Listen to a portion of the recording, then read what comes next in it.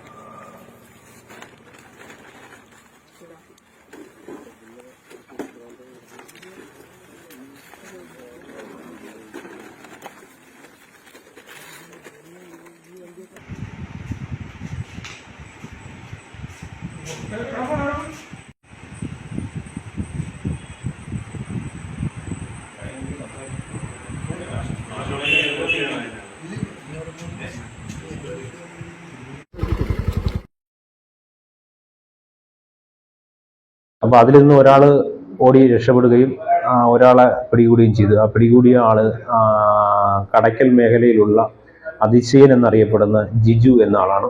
ഓടിപ്പോയ ആളെയും ഐഡന്റിഫൈ ചെയ്തിട്ടുണ്ട്. ടിയാന്റെ കൂടെ കഞ്ചാവ് വിതരണം ചെയ്യുന്നതിൽ കൂട്ടാളിയായിട്ടുള്ള രാഹുൽ എന്ന ആളാണ്. മണാലി എന്നറിയപ്പെടുന്ന രാഹുൽ എന്നയാളാണ് ഓടിപ്പോയ ആള്.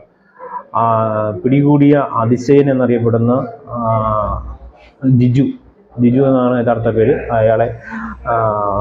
അയാൾക്കെതിരെ കേസെടുത്ത് ബൈക്ക് ഉൾപ്പെടെ കേസുകളിൽ പിടിച്ചിട്ടുണ്ട്. അതുപോലെ തന്നെ 1 കിലോ മുകളിൽ കഞ്ചാവ് ടിയാൻ നിന്നും പിടികൂടുകയുണ്ടായി. ടിയാനെ കോടതിയിൽ റിമാൻഡ് ചെയ്യുന്നതുമാണ്.